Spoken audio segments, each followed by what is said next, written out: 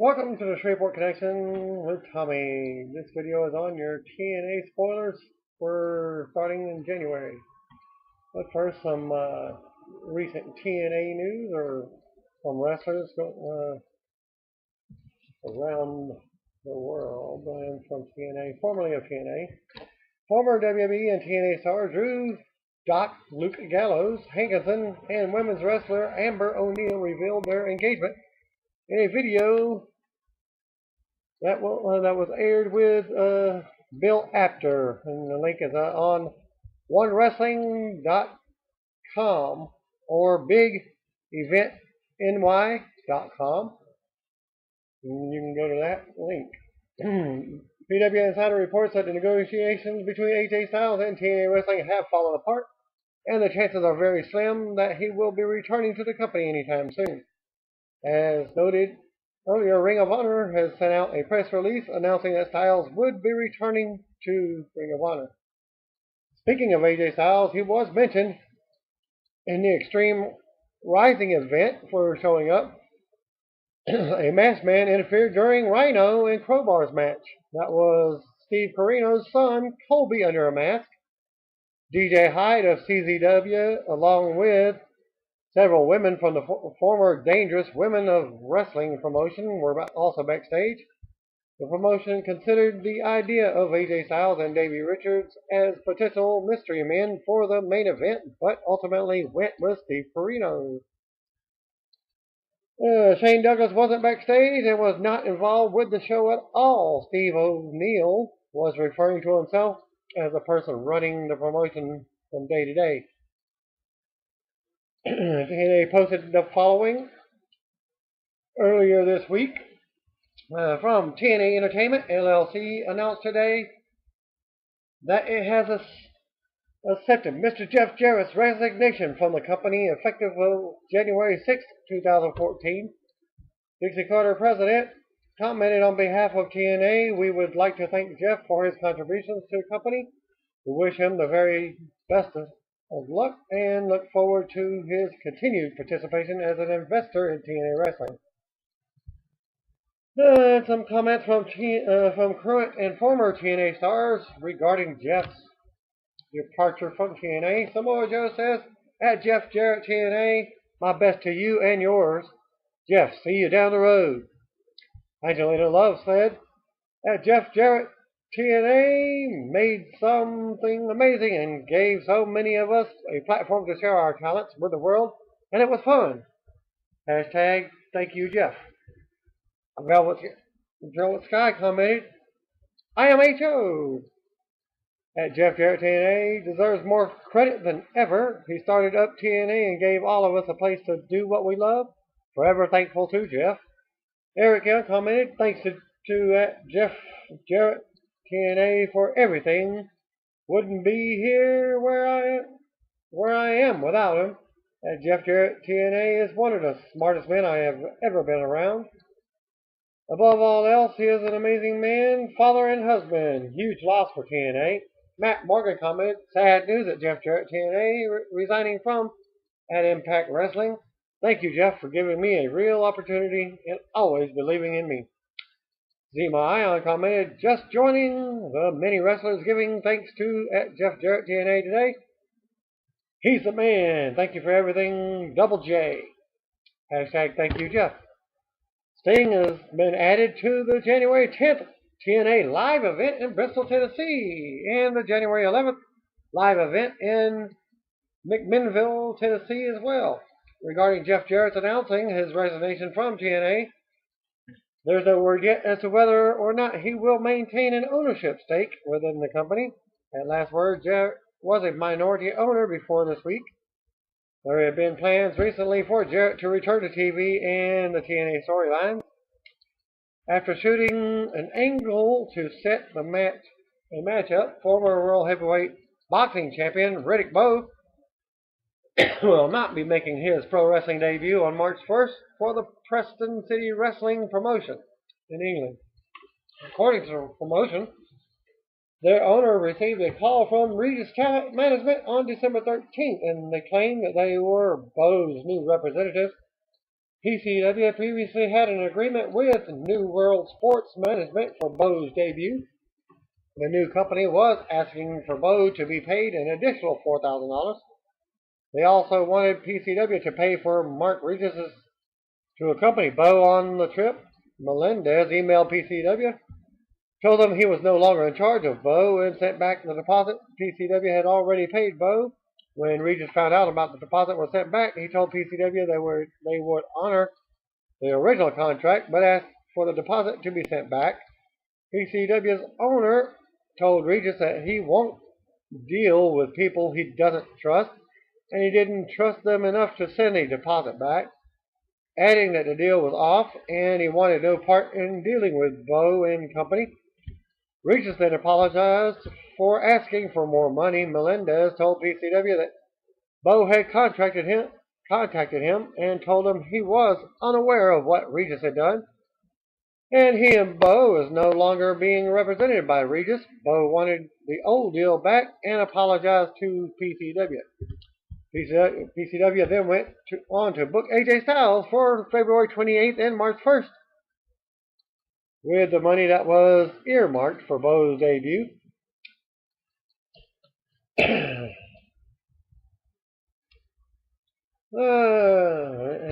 Wrestling agent Bill Barons, who represents AJ Styles, issued the following statement regarding AJ's ongoing contract negotiations. We continue positive discussions with TNA, but not exclusively. AJ has not yet agreed to a new deal, nor has signed a contract with anyone. And Bill Apter recently caught up with Dangerous Danny Davis, who famously portrayed a crooked referee from the World Wrestling Federation in the 1980s. During the interview, Davis reveals that he now resides in Massachusetts, drives a truck for a living, and still even wrestles. And I will post the link to that video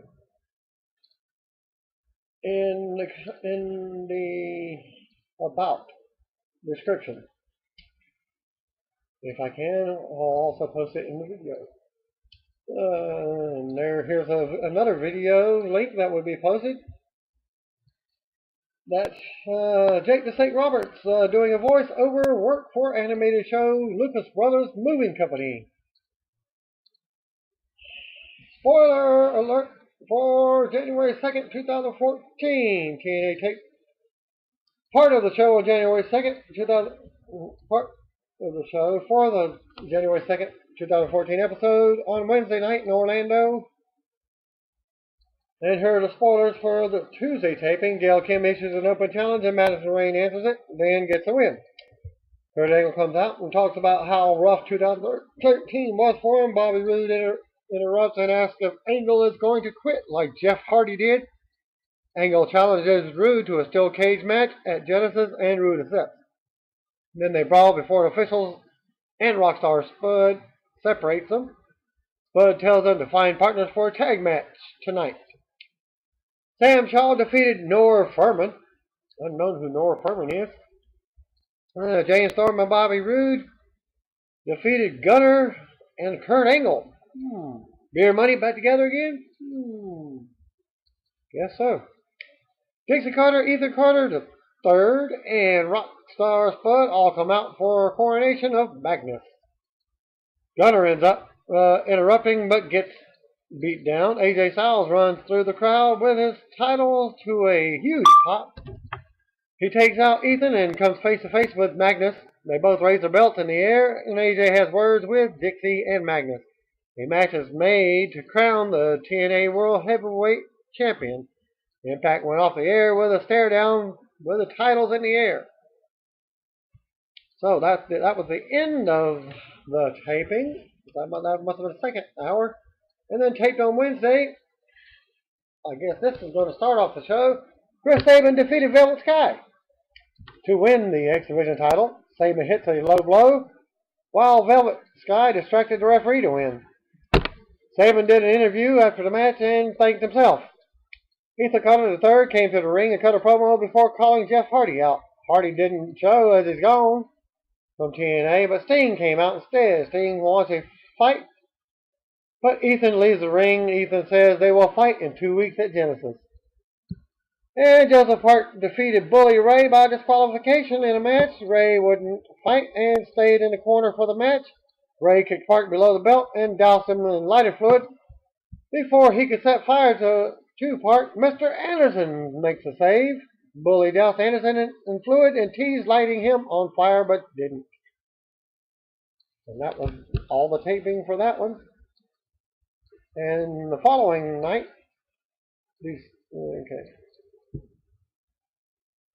following results as for January 9th, 2014, tape in Orlando again.